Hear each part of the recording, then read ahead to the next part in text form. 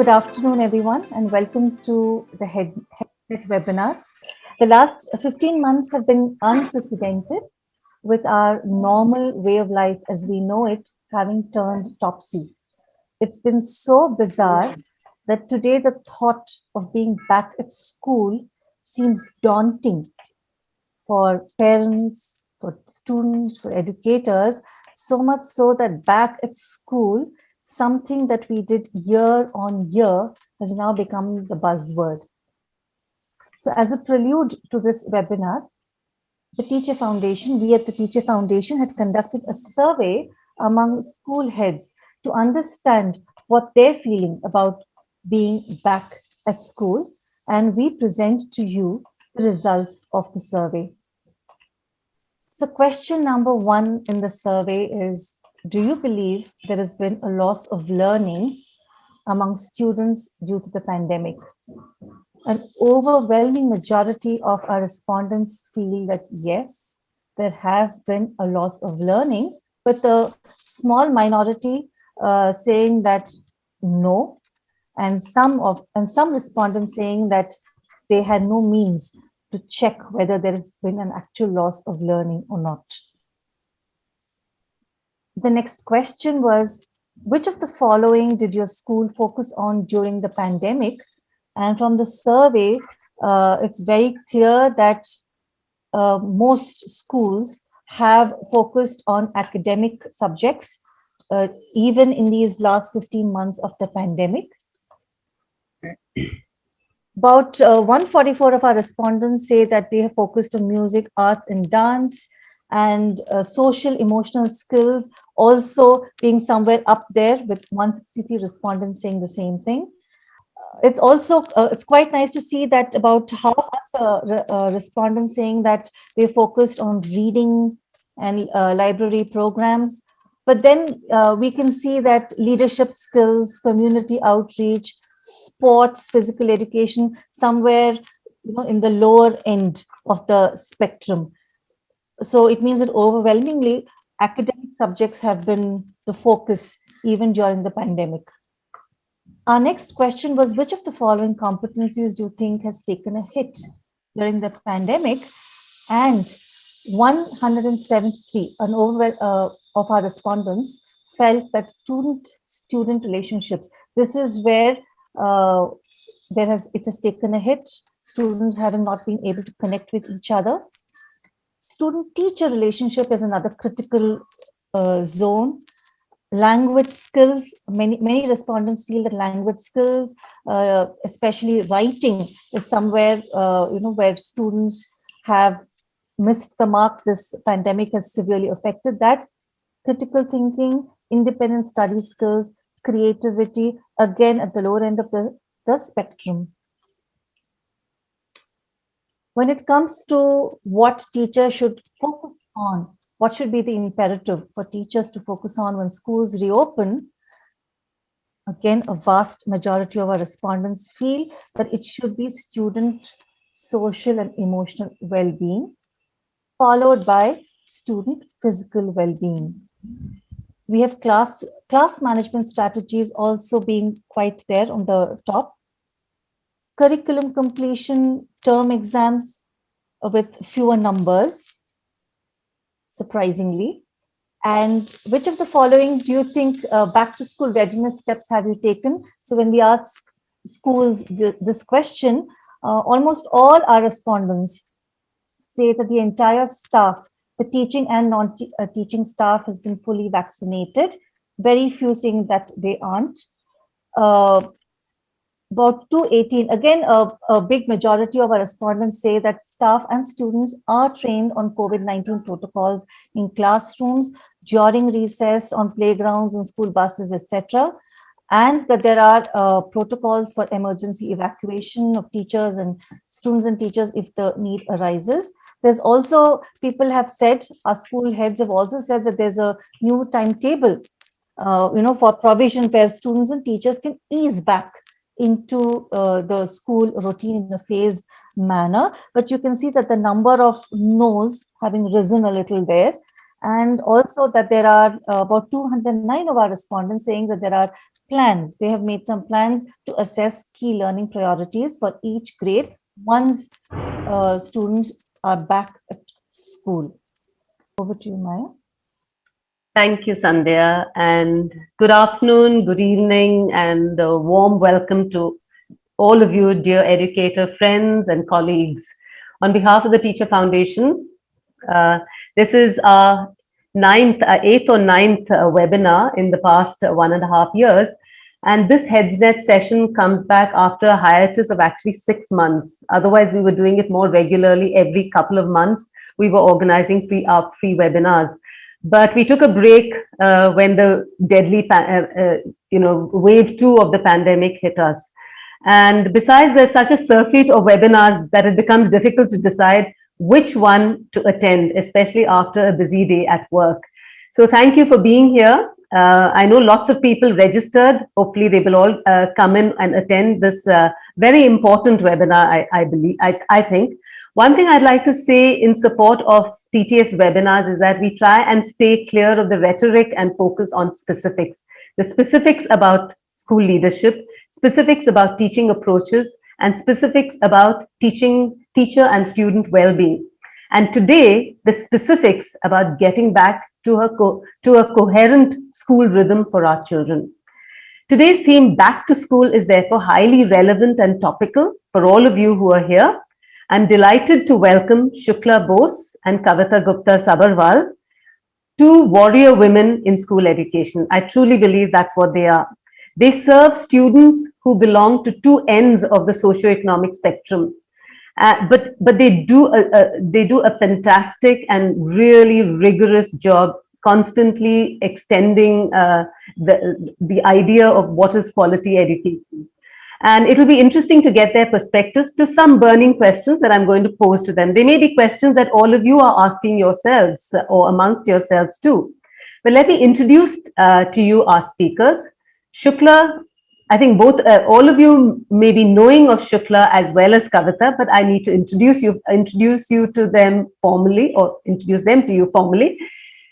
Shukla founded the Parikrma Humanity Foundation in 2003 for children from Bangalore slums.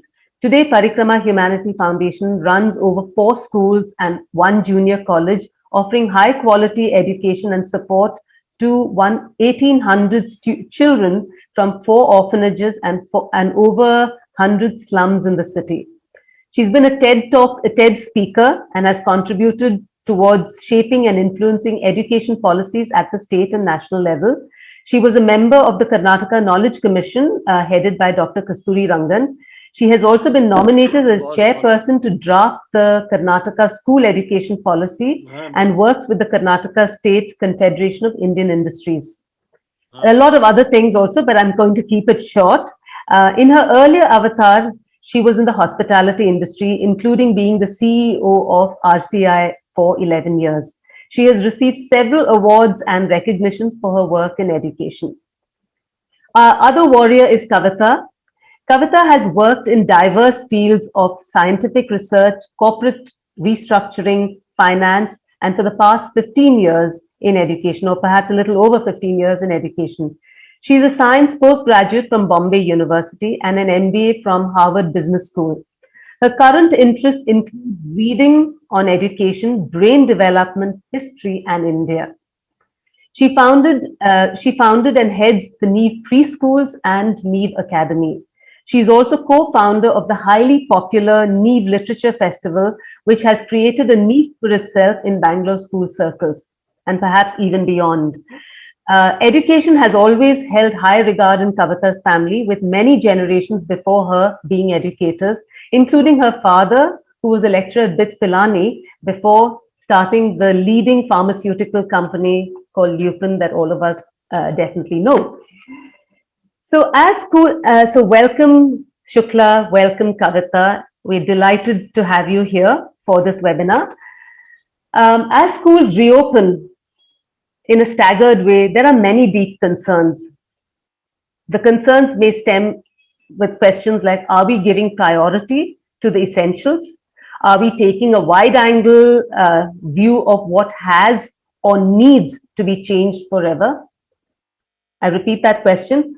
Are we taking a wide angle view of what has or needs to be changed forever? Are we also considering the visible and invisible fallout of the pandemic on teachers, students, and parents? We've prepared a certain set of questions, and I'm going to be asking both our panelists these questions, and they will give their points of view from their perspective, and I'm sure it will be very valuable and interesting.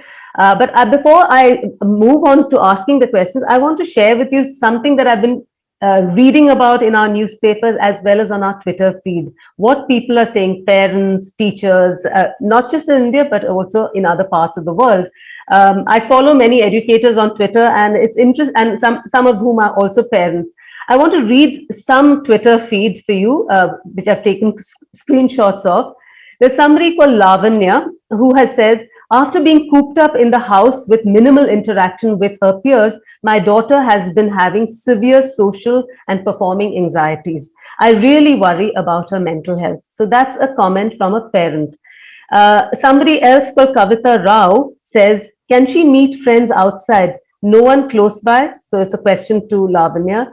And somebody else called Khushbu says, just 5 minutes back, my dad looked at the agony of my 5-year-old and my 5 years old as well as mine during the morning class and said, this is brutal.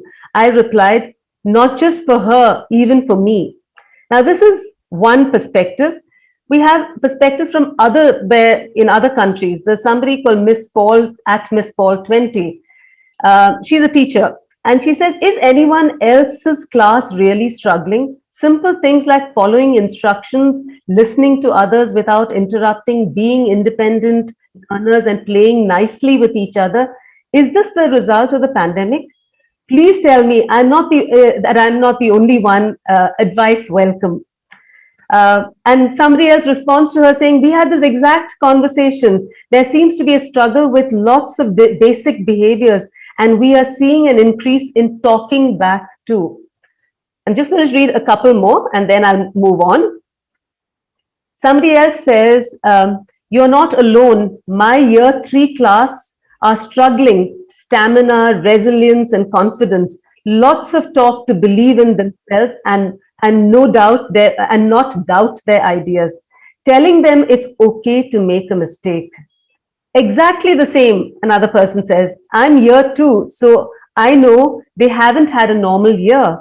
But yet I feel like I'm repeating myself all the time and nothing is going in. I'm experiencing a lot of defiance and opting out too, which is tricky as I don't have a teaching assistant, so it's just me. So these are some of the comments that are coming from worldwide, not just India, but across the world.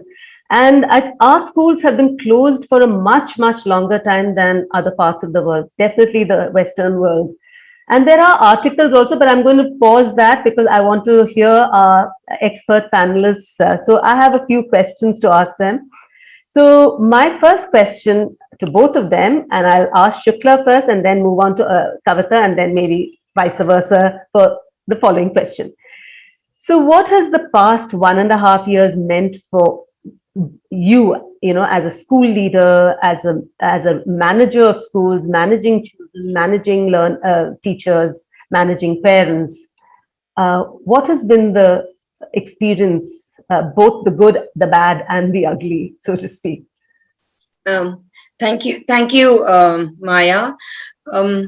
I'm really, really happy that you began by saying that we need to stay away from rhetoric and get into specifics, because truly that is what has been happening over the past few months. This 1.5 years has been really difficult, and I would like to share a slide. Major world events are often an inflection point for rapid innovation. So we saw a rise of e-commerce after SARS, and we are now seeing the rise of online education after COVID. And that is many times it is a kind of a knee-jerk reaction, because all of us really felt, all of us in this room today felt that education shouldn't stop. Learning must continue anywhere, anytime. And we saw even Parikrma, and when I'm talking about Parikrma, I have to say that I'm talking about a totally different spectrum of society. The kids that come to Parikrma are from the slums, and therefore organizing to have them come to online classes, as you can well imagine, has been a huge challenge. But we began Parikrma with the idea is, why should these kids who come from economically challenged backgrounds be left out of everything, even education? So we actually went on a drive, and it has been a painful drive to get devices for our children. And many of you in this room, and I know that Kavita has helped us as well. So we actually also we distributed nearly 1,500 devices to get our children to learn. And so in this photograph, you see 3 kids sharing one device. It's not the ideal situation, but it's the best so that we could afford. And so this 1.5 years has been a year of great adjustment, of flexibility, of actually trying to be innovative. And it's brought in a new routine and a new way of teaching and learning. The challenges have been many for teachers. For instance, many of our teachers come from small houses themselves, and to actually conduct a class from one room with the whole family locked in has been a challenge for them. And students get an intimate view of how the teacher lives, which is good, because I think transparency comes out from there. And I think what has happened, a very interesting analogy would be, schools have become like call centers. You log in and you log out, and how far is it real, the learning that is happening? And that's a question that we need to address. So we in Parikrma realized that our children were starving. They were not getting enough food. So we went in, whoever thought running a school would mean also distributing food. So we distributed food to our students. We gave them weekly rations for 5. We so far distributed about nearly 100,000 meals together, and we continue to do that, because learning can only happen if the children have well-being, and understanding that has been very important for us. So we also did vaccination drives, and it's been an interesting journey for us so far. Sure that, yeah. So we've now moved in to what we call the hybrid class that all of you know about in this room. So that's where we are today. Okay. Thank you, Shukla. So I'm just going to pass the baton to Kavita. What has been your experience this past 1.5 years? Because you were saying just before we started the pandemic that the teachers never closed down completely. They were coming to school. They were meeting face to face also. So over to you, Kavita. Thank you, Maya. Thank you. And whenever I listen to Shukla or visit her or interact with her kids, I'm always reminded that the pandemic has underlined the difference that family backgrounds can make to academic success of children better than anything else could, more than anything else could in the world. And I think it's having a full stomach, first of all, and encouraging parents, and a house that is filled with books, and children who have devices and they have a quiet room. They have a very different chance of success than children who don't have all of that, right? And school closures have only widened that gap, and we are cognizant of that. I think Neev, it is the recognition that that COVID sort of fast forwarded many of the learnings that we would have fought. So 21st century learning, if you want to call it that, it's always been a buzzword. I think it's all the learning that that is meant to be 21st century learning has really been preponed by 10 years at least, and many changes that we would not have pushed for, but we imagined in education really got pushed through. The need for clarity in instruction, the need for pedagogy, the need for a shared definition of learning and shared practices. So all of that has come through very, very quickly with this, and I think in that sense, COVID has been a pivotal moment for education. It has challenged all our past knowledge.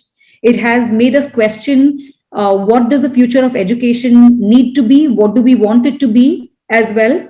And really it's fast forwarded all of that, So I think our experience at Neev has been that there was this burst of globalization of ideas where everyone was sharing. There was just so much sharing happening. We imagined that, we're never really going to go back to physical classrooms again. We're really going to be out there, and we're going to, doing a blend of online learning and offline learning.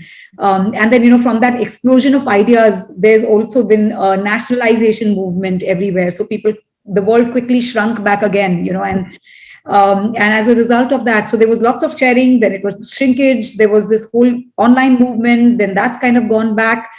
And we recognize that classrooms really have to be physical. In fact, we've come full circle now to recognizing that hybrid learning doesn't work either, and concurrent learning does not work. So we really are going towards now saying that we are going to, while the option of online learning stays with parents till the time that parents are comfortable, we really are looking at separating the sections of students to the ones who will be in physical classroom and the ones that will be online, because there's a clear difference between what prompted you to come, because your children had access to the best technology, they had so what prompted you to decide that perhaps face to face, because a lot of other educationists and experts from across the world are saying that perhaps online learning isn't the silver bullet for education. Absolutely. So I think it's I think edtech is not school, and school is not edtech. School is about relationships and those physical relationships. You can adapt to the online mode for us, we've had this whole thing of the core learning that happens at Neev, and then there's been optionality because the government regulations don't allow us to do a whole day.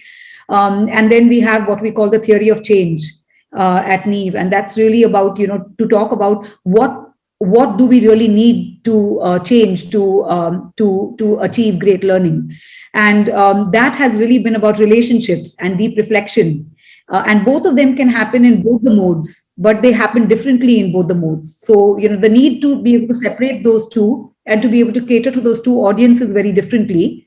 The pace of learning itself is different in online versus face-to-face. The reactions, the kind of activities you can have, it all changes. Sure. So, that's where we're going with this. I think Ronald Ross was in Bangalore. The Almora-born physician. He was in Bangalore when he discovered malaria.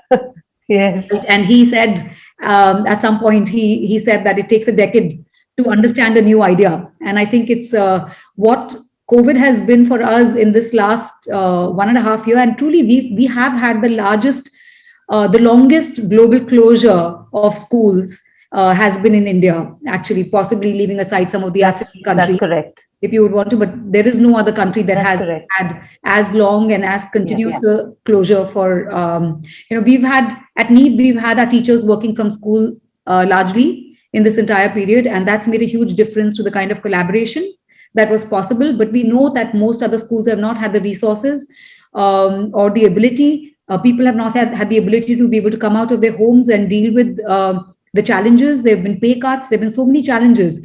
So we've been one of the lucky few, I would say. And when you talk about the good, the bad, and the ugly, there is the good and the bad for sure on all fronts, on our operations, on our different communities. But we have had to face the ugly largely, other than some really That's good. sad losses. So Yeah. I think we're privileged. Lots of learning. Yeah, I think I've mentioned the word ugly deliberately because there has been a lot of ugly bartering of fees, negotiating about fees and so on. Admittedly, because parents have been concerned, many parents have lost their jobs. Yeah. But it somehow became a very transactional thing, the whole idea of school, and somehow the whole imperative and emergency of providing good education to all our children seemed to suffer because of the negotiation that happened about 25% discount or 20% discount of fees and so on. So that's why I talked about the ugly. I know, I get that. I get that, and I think our community has largely stood by us. We're a very small community, a small little sort of lab experiment almost. But I think the community has largely stood by us through all of this. I think the challenge is also sort of whipsawing of government regulations on online education and sort of interventions in how much time should be given to online learning, and so much back and forth on all of that, and that's created a lot of confusion. I think government does need to take a clear stance in a steady place on all of that, and that would really help the community. Absolutely, yeah. So Shukla, thanks Kavita for that. Shukla, my next question here, and feel free to expand it also, it's up to you. As children have come back to school, because your teachers have, I think, done a phenomenal job trying to provide education to children who don't have all the technology and the means to have access to good technology and so on. What specific teacher and student behaviors do you think have changed during the pandemic as you've seen as children coming back and teachers coming back to school? Yeah. So I think we've had to do a lot of relearning, unlearning, relearning. And one of now that the schools have opened and the children have slowly started coming in, we were, while they were at home and we were reaching out to them through technology, we congratulated ourselves, and rightly so, that we have kept the kids engaged in learning, because for us it's very important that the children should continue to learn whichever way, because otherwise they have many other options. And we are expecting about 10 million children will drop out of schools because they have got disengaged with learning, and we didn't want that to happen. As it is, we have less than 1% dropout, which is unheard of as compared to government schools. And we know that we because of our engagement with our children, our children will not drop out. Although many parents have moved to the villages because they've lost their jobs, but they're slowly coming back. But one of the things that we have found, much to our dismay, is that our children have lost their social skills. Our children, children from the slums, they may be grimy, they may be sometimes don't smell that well, but they are great warmth, and they love coming to school, and they love being with children their age in a safe environment which is not threatening. We find our children have lost some of those social skills. We find that they are not interacting as intimately, as closely with themselves and their teachers, which we feel very sad about. We've also found that they have lost touch with writing, because so much of this online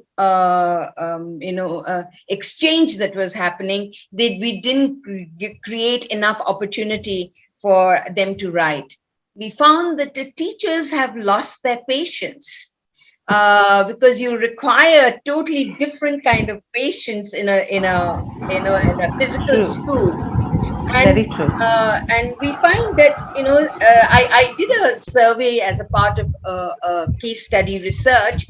I did a survey in government schools. We did a survey in government schools where Parikrma is helping, and Parikrma schools. And we found that the challenges that the government schools will have in the next few months, and I don't know whether they are prepared for it or even understand it, is that they have multi-language children in their classes, and all those children who do not speak Kannada but are in a Kannada medium government school, they have forgotten Kannada totally. So they have to begin from kindergarten to learn the language. Our children, Parikrma children, have continued, conversing with us in English, so they haven't lost their English skills. They haven't lost their Kannada skills because they were speaking at home. But those kids that are speaking Telugu at home, Urdu at home, and Tamil at home have lost their Kannada skills. So that is going to be a huge problem for schools of this economic section, because those skills language skills have got lost. So social skills, writing skills, language skills have to be relearned again. And teachers have to learn how to be patient differently, because in a online environment, however interactive they tried to make their classes, there was a certain distance.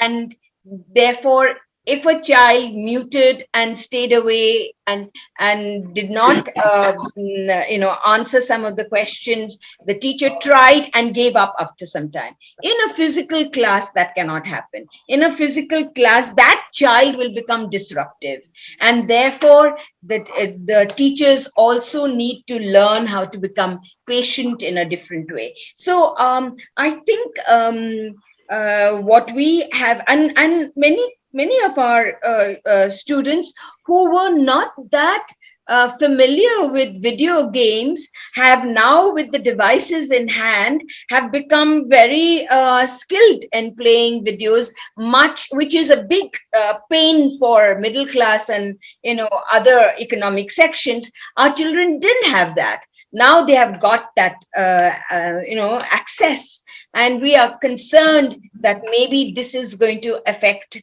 them in the future. So there are a lot of learnings that has happened, unlearning that has happened, and rebuilding skills that need to happen. Yeah.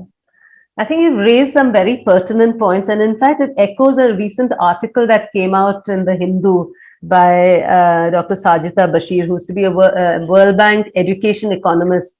And she talks about the whole thing of learning in a second language is difficult in the best of circumstances.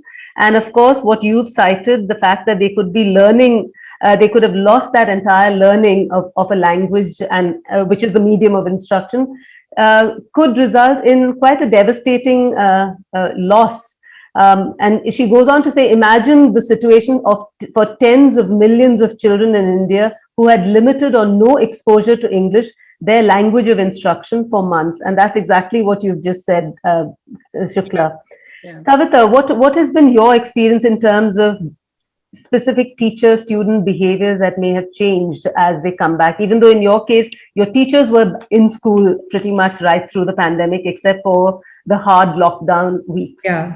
Yeah, it's been hard. It's been hard for the teachers, nonetheless, because I think they've also been balancing things at home and with their families, and we've again had the privilege. And to the points that Shukla makes, again, I think it's back that the pandemic sort of underlining how family background affects academic success and well-being, and the fact that when learning is happening from home, the conditions at home matter even more when that's where the lessons are taking place, right? So I think we recognize that privilege, but I think our teachers have had a lot of challenges. We've had community that have had challenges. I think for us, for teachers, it's been a mixed bag for sure. But for the children, they fall clearly on two sides of a line, and I think and that line exists whether you look at cognitive development, you look at emotional development or social development, you look at ethical development, you look physical development. So all of those, they fall and many of our children actually fall on the right side of that line, and I think that's fabulous, because they've learned to be more resilient, they've learned to be mentally tough, they've learned to adapt to technology. There's a Stanford study that Marianne Wolf writes about in her book, where she says that technology is not the solution for access to education. And this is, this book is written in, I think, 2010 or so. Yeah. And she writes about how technology is not the solution, because if the understanding and the citizenship of technology doesn't exist, and those are the kind of challenges that Shukla is also talking about, then you don't know how to use that technology well. So technology in the hands of users who don't know how to use it well is not helpful. It cannot remove the access barrier. And our children fall on the right side of that barrier again, because they've been used to technology. This was second nature to them. They all used to iPads. They are used to technology. So it was so easy for them to adapt. And I think there was a brief period when our children felt very sort of unprivileged with what was happening in the world. But that changed very quickly. And I think a distinct change has been just the emotional support. We see some children that need it, and they need it extremely, but many of them have adapted and risen from what they thought were their challenges. Physical fitness, again, the same thing, that I think our children have risen, and most of them have chosen different routes of physical fitness, and then there are a few that really need that support, and we are seeing that when they're coming back. Endurance of children, that's obviously significantly impacted. I think the emotional well-being is more the greater problem than that physical fitness bit. Intellectually or cognitively, we made a lot of changes in our program.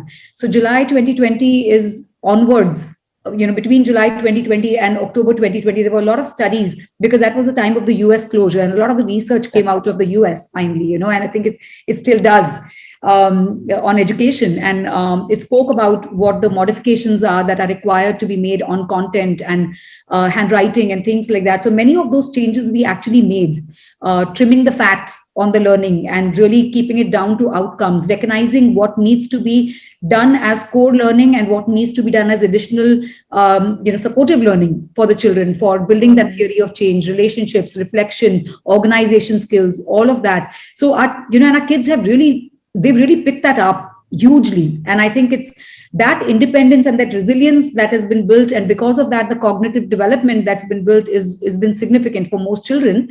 There are some that are obviously on the other side, and we are supporting them the best we can, particularly where they have losses in families, or and that's really hard. But we have we have learning support teachers who've been helping them as well. A big change, I think, Maya and I just opened up one of our yearbook paragraphs, and I just want to read that. A big change for many of our children has been service orientation. A recognition that, and I want to read this short paragraph. Sure. We came up with, our communication people came up with a yearbook theme of From Survival to Revival. And this student, grade 10 student, wrote this down, and she writes, the concept of survival suggests that my environment is filled with what I refer to as first world problems. And in a sense, this year showed me exactly that. From my personal project dealing with underprivileged children to headlines about rape and migrant workers' struggles, I've had numerous experiences which pushed me to recognize the value of gratitude and understanding. Gratitude because nothing I have felt in my life can compare to the inequity many are charged with. Understanding because my bubble has definitely become porous. I was not forced to fight for survival, but I saw others battling. Hence, I am now able to see the opportunities for revival. Overall, the coronavirus has made a difficult year more challenging, pushing me to understand that I need to express my gratitude as action. And that aptly, this whole rise of service orientation, we've lived in a very porous bubble all along, as this child says, and I think we see things and we turn a blind eye to them every day. And this has, the migrant worker crisis and so many others, it has put it all on the front page. The inequity in learning has been put on the front page. And many of our children have started up initiatives for teaching, for coaching, for raising funding for schools, for footwear for migrant workers, raising funding through baking. There's such a awareness programs. There's such a huge rise of that service orientation. And there are many students that have looked at service orientation as simply creating happiness, propagating happiness and emotional support to other teenagers and to larger communities, acknowledging that they have feelings of depression and therefore so must others. What can we do to share that?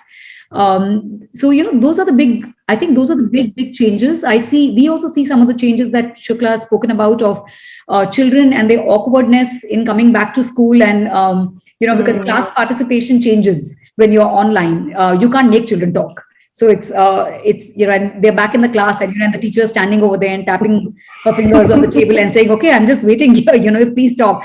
So many of those things, and they are rebounding. I think what we recognize is children are very resilient and they adapt. The opportunities that they have, I don't think what many of our newspapers are calling learning loss is not learning loss. It is a learning poverty that existed all along. Exactly. And I think children who don't have that learning opportunity, many of them just never did. And now we recognize that. Yeah, I think what you've said is absolutely right. In fact, Professor Krishna Kumar, former director of NCRT, he wrote an article in The Hindu again about returning to school 17 months later. And he talks about this whole poorly conceptualized title called learning loss.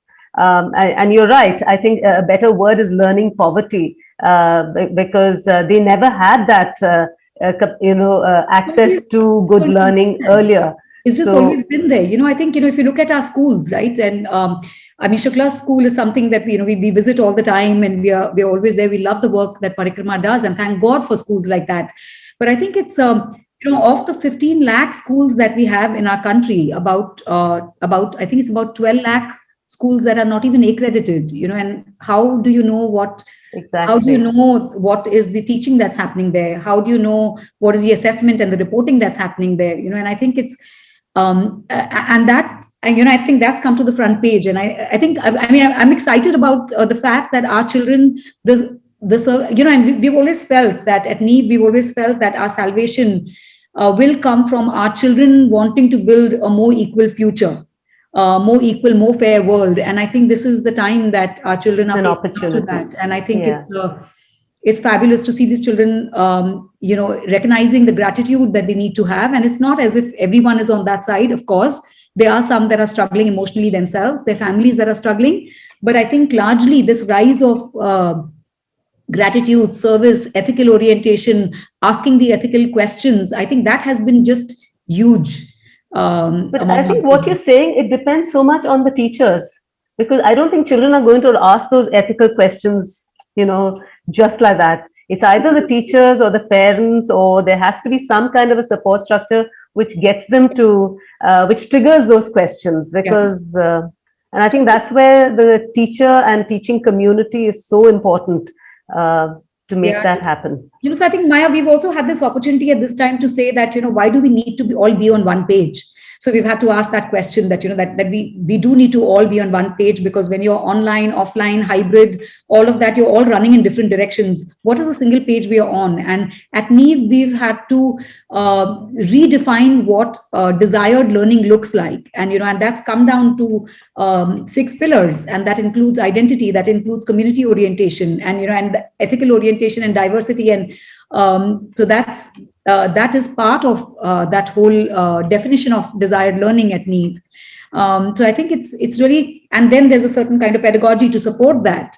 There's certain kind of resources and opportunities for learning that you bring to that. I think the best of learning at Neev was always about that, but now that's become a definition of learning, and we're looking at how to make that all the time. For all children across all subjects and across all age groups. So you're saying that has possibly changed because of the pandemic. That's we didn't have it. Okay, you didn't have it. Okay. We didn't have a definition of desired learning. Yeah, and now we do, as a result of the work that we've been doing over the last few months, because we realize that we do need to have one definition of learning, because when you get down to the core learning, it gets down to the 3 R's, right? Reading, writing, and arithmetic, and then what else do you fill the rest of it with? You can fill it with the endless. And the 4th R, relationships. Well, there's the fifth hour also, reflection. And So, reflection. so it's, so all of Yeah. that, I understand that, but, I mean, what is that? What are those big, the ethical, the cognitive questions, all of that you bring into the classroom? And that's what our definition of learning is about. And I think it's, that is what's changing.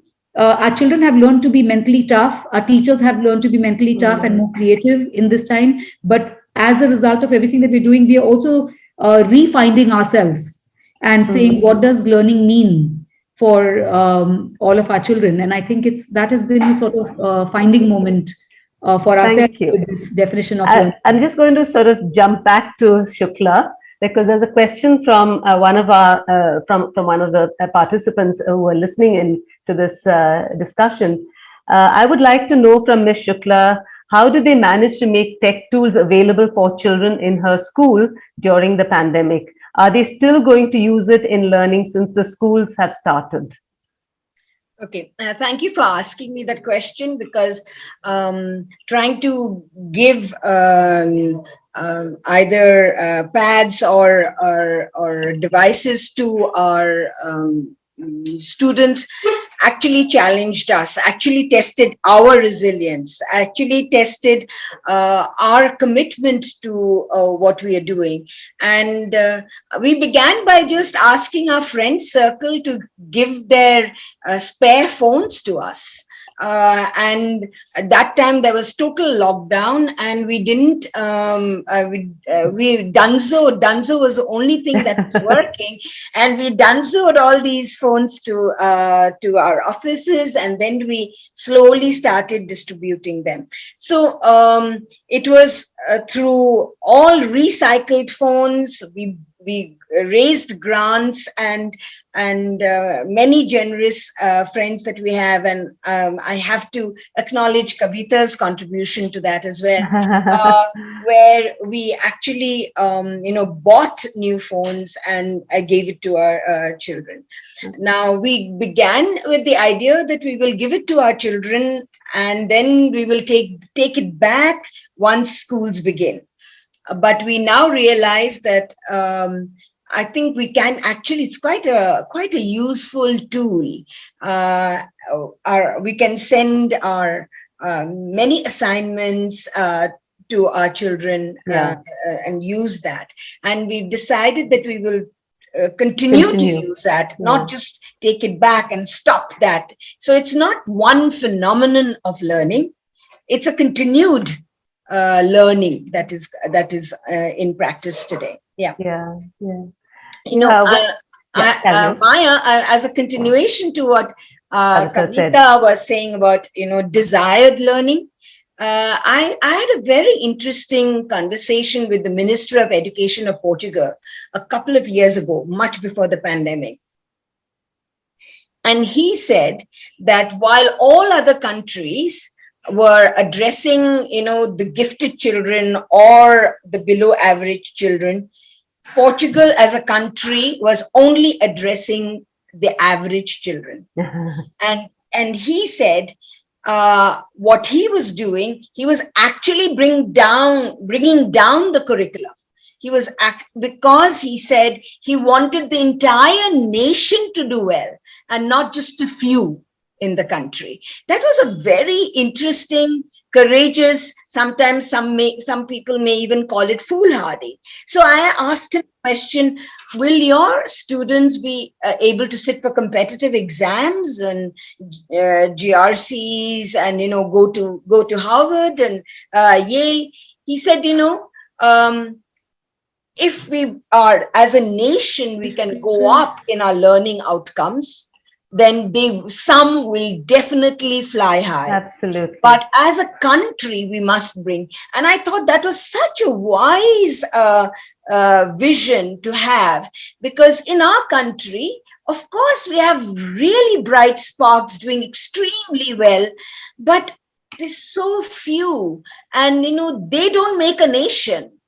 And we need to really acknowledge that there's so much of talent below our feet. I completely agree with you. It echoes what Professor Krishna Kumar, again, he said years ago at a conference we had organized in 2001. And he said that the success of any great nation depends on the excellence of its average, not Yeah. on the brilliance of a few. And Yeah. that resonates so well with what Yeah. you've just said. Yeah. Yeah. Yeah. Yeah. Yeah. Yeah. You were asking a question, Maya. Yes, Sorry. I had a question because, one of the things with private schools particularly, what I found was that there are many school managements who are saying that teachers are actually very reluctant to get back to school. They don't want to get back to because they've got comfortable teaching from home, looking after their families and so on. So I wanted to understand both your perspectives on this. Have you experienced it, or is it just some schools who've experienced that teachers don't want to get back to school? They've got used to doing online teaching. Okay. I have mixed response. I mean, I have a mixed experience. A very large percentage of our teachers, thankfully, were looking forward to come to school. And we began to have them come to school to even conduct online classes from school itself, because technology at home was not always reliable, and we wanted a consistent, a proper classroom to be conducted. So in that sense, they had kind of got used to coming to school even before opening of schools was declared. And I think that was one of the wisest decision our senior academic team made, to actually start conducting classes, creating space for the teachers in a very, very safe kind of keeping all social distancing, so that classes could be conducted with good connectivity. But you are right. If some school administration is challenged with teachers being reluctant to come to school, I was talking to a few of them, and they were saying that, some of the teachers were quite happy to get a 50% salary cut and not come to school and do online classes. Oh dear. So it was a disappointing. Yeah, it was a moral dilemma for some of them. Yeah. Thankfully, we didn't have that. Because I think a lot is because of the relationship that our teachers have with their children. And, they were keen to make sure that the children came to school, make sure that the physical classes began, make sure that, we called akkas and annas like they have been all these years. So it was their desire to get back their students into normal, academic pattern that actually helped. We are very fortunate. That is because I think, I have to say, Maya, it was referred to by Kavita. I was very disappointed when I heard some of very well-known schools not giving a full salary to their teachers because they were online, Perhaps that's the repercussion of that action. I think teachers need to feel invested on. They need to feel valued. They need to understand that what is happening in their lives is very important to the school administration. Yeah. And many of our teachers, their spouses had lost their jobs temporarily, thankfully, and they have struggled. So at that stage, as an NGO, the easiest fallback we could have used is, we don't have enough money to pay you full salary. But we didn't do that. It was a struggle, but we paid everyone their full salary. And I think that is what has got them, want to give back to the school and to their children and to the community in general. Okay.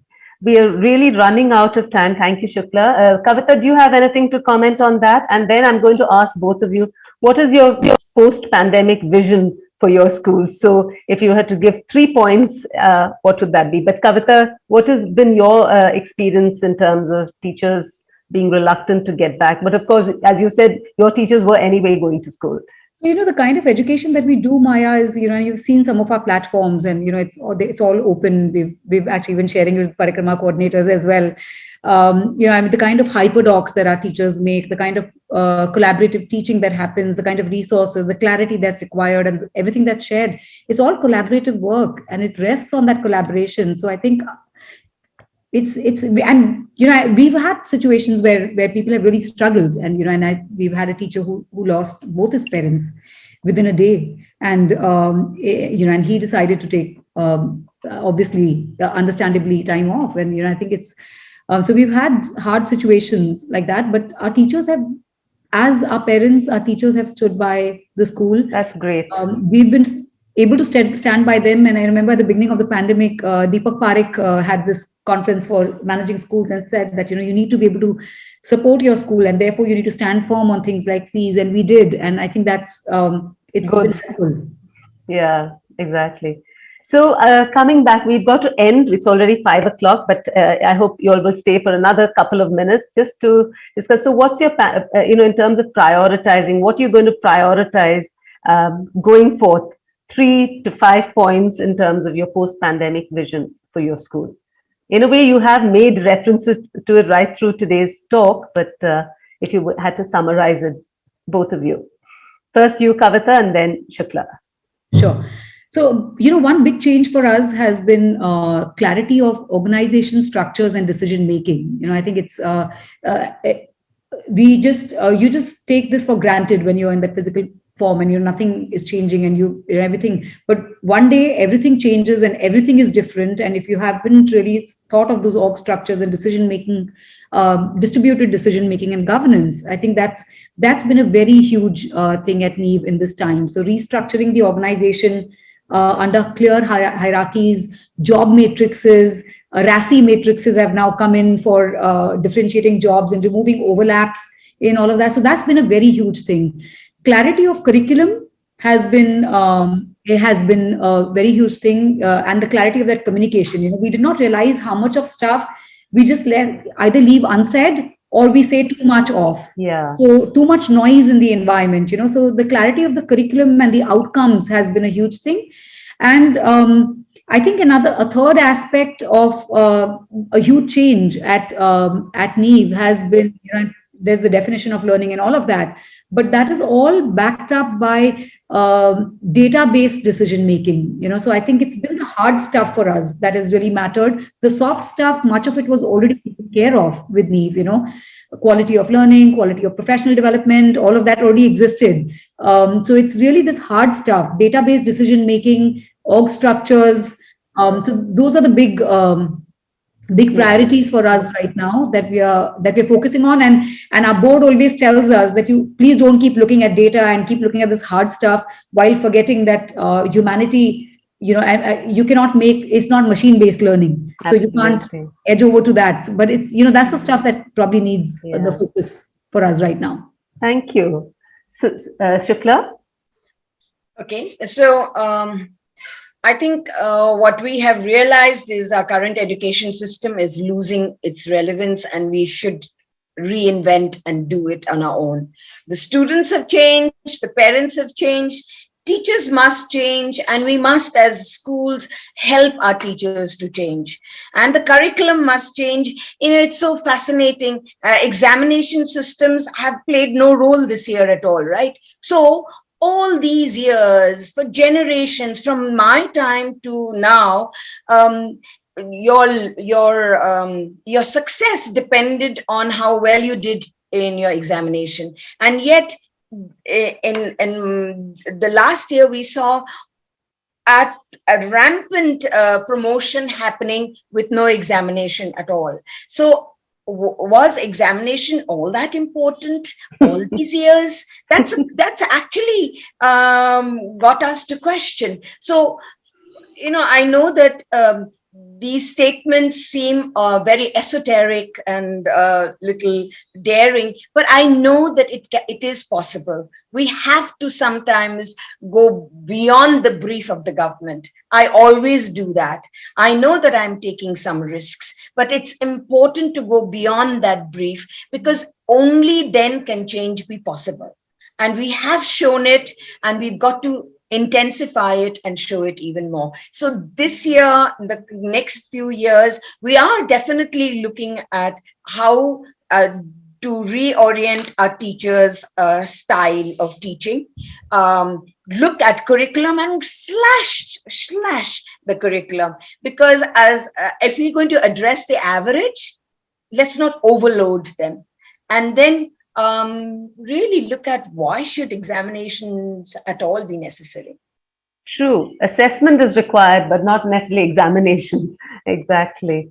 Thank you. Thank you, Kavita. Thank you, Shukla. And I think it also sort of highlights both of what you've said. I think it highlights the fact that schools cannot be offering curriculum the way we have always offered in the past several decades. We can't, continue, start where we left off, pre-pandemic, and we carry on with the curriculum.